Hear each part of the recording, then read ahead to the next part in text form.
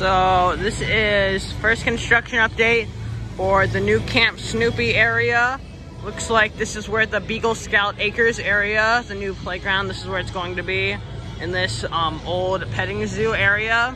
And it looks like back there is going to be where the coaster is going to be. It's going to replace Snoopy's Snack Shack. That's what it looks like from the concept art.